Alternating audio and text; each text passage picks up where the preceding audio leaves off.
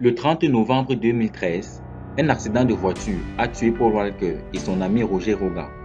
Si l'acteur et star de Fast and Furious a été présumé mort sur le coup, son autopsie a cependant dévoilé des détails écœurants sur l'accident. Une fois après avoir suivi cette vidéo, vous seriez choqué par ce qui s'était réellement passé ce jour où Paul Walker a quitté ce monde. Surtout restez jusqu'à la fin. On se retrouve juste après le générique.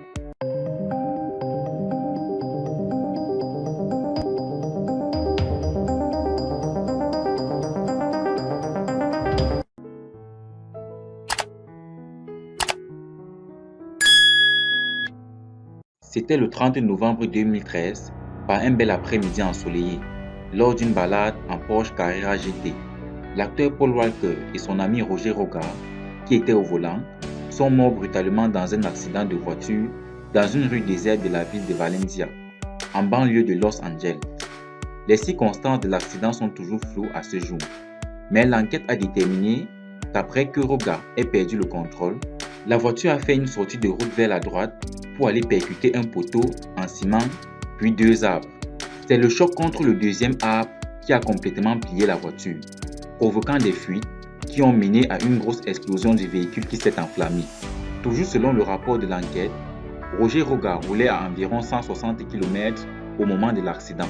Âgé de 40 ans à l'époque et star du film à succès Fast and Furious, grâce à son rôle de Brian O'Connor, Paul Walker venait de passer l'après-midi à un événement caritatif venant en aide aux victimes du typhon Haiyan aux Philippines.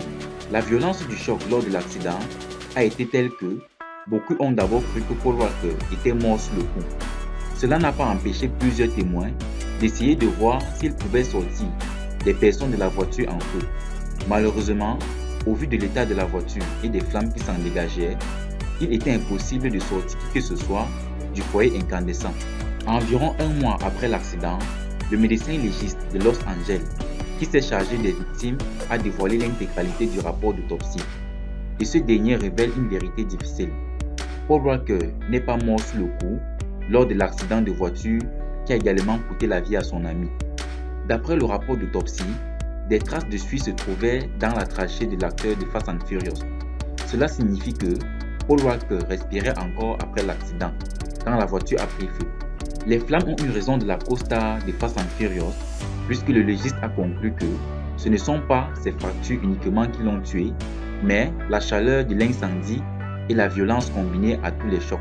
Sans savoir exactement combien de temps cela a pu durer, Paul Walker a dû souffrir le martyre en respirant dans la voiture en flammes avant de succomber. Selon le légiste, son corps était si brûlé qu'il n'a pas pu être identifié visuellement. Il a été identifié grâce à son dossier dentaire et aucun de ses organes n'a pu être prélevé pour être greffé.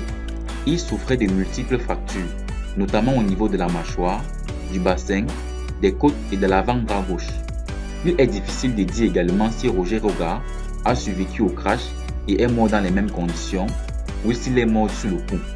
Dans les deux cas, aucune trace de drogue ni d'alcool n'a été trouvée dans leur système sanguin.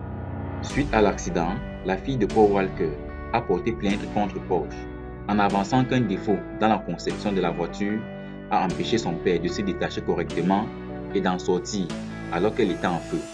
La jeune femme, qui a révélé être touchée par une tumeur, a ainsi soutenu que son père était toujours vivant après l'accident et qu'il aurait pu survivre s'il avait pu défaire sa ceinture de sécurité et de sortir de la voiture.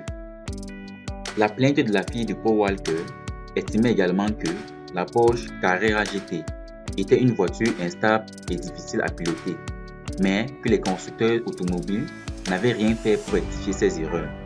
Un accord à l'amiable a finalement été trouvé sans que ces termes ne soient rendus publics.